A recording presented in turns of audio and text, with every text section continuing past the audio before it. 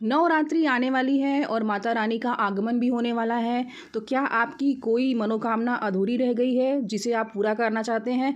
तो बस इस नवरात्रि में आप ये 9 काम कीजिए और आपकी मनोकामना पूरी हो जाएगी। तो वो कौन से 9 काम हैं जो आपको इस नवरात्रि में पूरे करने हैं और अपनी मनोकामना को पूरा करना है। मैं हूँ अनुराधा जायसवाल और मैं आज आपको बताऊँगी कि आपको इस नवरात्रि में कौन से ऐसे 9 काम करने हैं जिससे कि आपकी सारी इच्छाएं, सारी मनोकामनाएं बहुत ही आसानी से पूरी हो जाएंगी। तो पहला काम आपको करना है, घर पे एक झंडा लेकर आइए। नवरात्रि के पहले दिन आपको अपने छत पर या घर के सबसे ऊपर के भाग में लाल पताका या फिर झंडा लगाना है। कभी कभी फ्लैट में छत की सुविधा नहीं होती है तो आप अपनी बालकनी में बाहर के साइड भी ये पताका लगा सकते हैं, ये झंडा लगा सकते हैं। झंडे का कलर जो होगा वो लाल रंग का होगा और झंडे का शेप ट्रायंगल होगा, यानी त्रिकोण होगा। अब मैं आपको बताऊंगी कि झंडा अगर आपको लगाना है तो क्यों लगाना है, झंडा लगाने से क्या फ़ायदा होने वाला है आपको। आपने देखा है कि झंडा कहीं भी लगा हुआ होता है तो वो हमेशा लहराता रहता है और लहराता हुआ झंडा आपकी प्रगति और आपकी उन्नति का प्रतीक है। नवरात्रि में लगाया गया झंडा जितना ही लहराएगा, आपकी कीर्ति, आपका यश उतना ही ज़्यादा बढ़ेगा।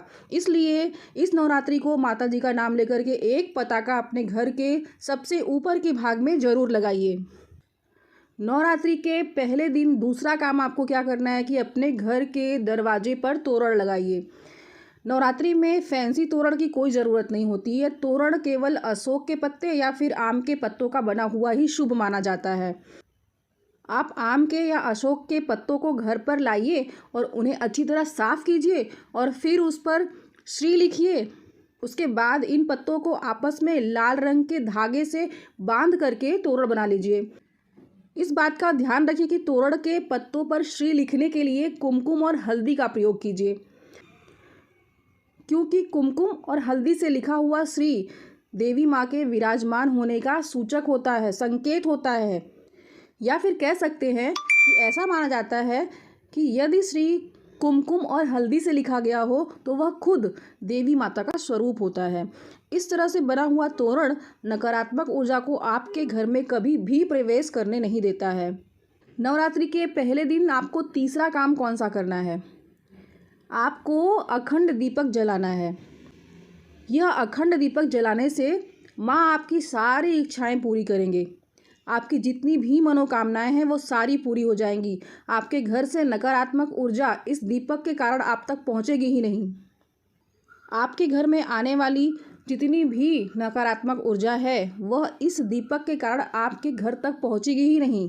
या फिर आप ये कह सकते हैं कि जब तक यह अखंड दीपक जलेगा तब तक आपके घर में कोई भी नकारात्मक ऊर्जा प्रवेश नहीं कर सकती है। यह अखंड दीपक जलाने से आपके घर में सुख, शांति, वैभव सब कुछ आएगा। यदि आप अपने घर में अखंड दीपक जलाते हैं तो जब पूजा के समय आप मंत्रों का उच्चारण करते हैं तो उसमें किसी प्रकार का विघ्न नहीं आता है। आपकी जो पूजा होती है उसमें किसी प्रकार का विघ्न ना आने के कारण, निर्विघ्न संपन्न हो जाने के कारण माता जल्दी प्रसन्न होती हैं। कभी कभी ऐसा होता है कि आप अखंड दीपक नहीं जला पाते, तब क्या करेंगे आप? तब सुबह और शाम को घी का एक दीपक जलाइए और उस दीपक में लौंग और कपूर ज़रूर डालिए। सुबह और शाम माता रानी की नियमित रूप से आरती ज़रूर कीजिए।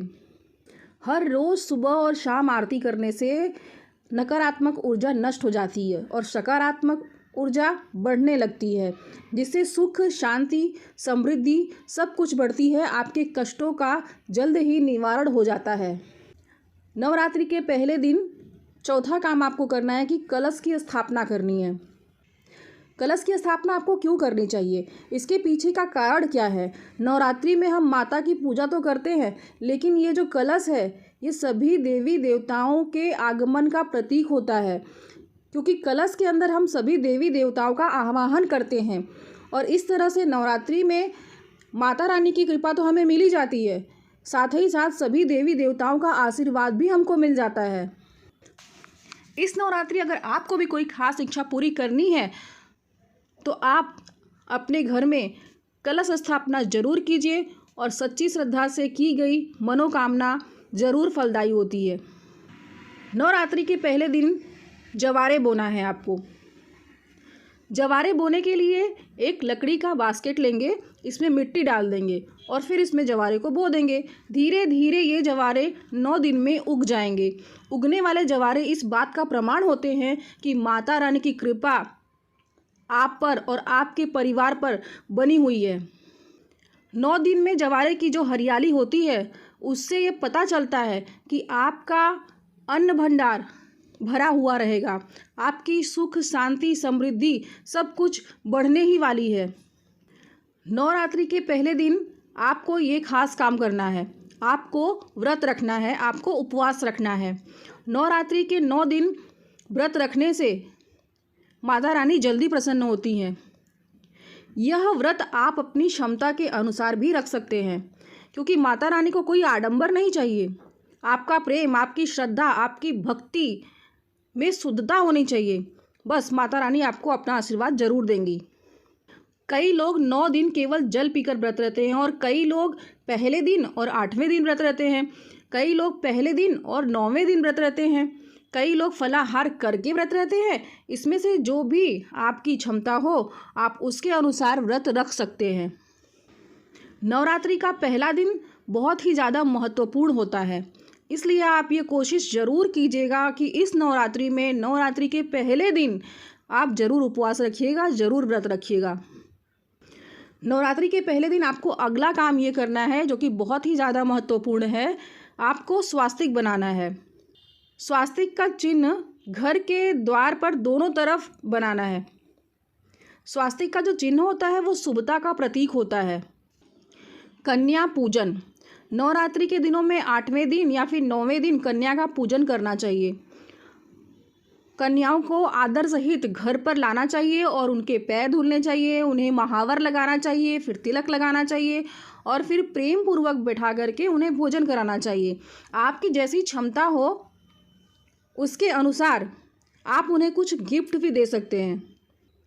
सबसे आखिरी और सबसे महत्वपूर्ण उपाय है जिससे कि आपकी मनोकामना जरूर पूरी होती है, वो है दुर्गा सप्तशती का पाठ करना। नवरात्रि के दिनों में दुर्गा सप्तशती का पाठ करना बहुत ही ज़्यादा फलदायी माना गया है। अगर आप स्वयं दुर्गा सप्तशती का पाठ करते हैं तो आप पर माता रानी की असीम कृपा हो जाती है। लेकिन अगर किसी परिस्थिति में खुद से दुर्गा सप्तशती का पाठ नहीं कर पाते हैं तो आप किसी ब्राह्मण की भी सहायता ले सकते हैं। माता रानी से जुड़ी हुई ये जानकारी आपको कैसे लगी कमेंट बॉक्स में मुझे ज़रूर लिखिएगा। वीडियो को लाइक, शेयर और सब्सक्राइब जरूर कीजिएगा। कमेंट बॉक्स में लिखिएगा जय माता रानी, जय माता रानी।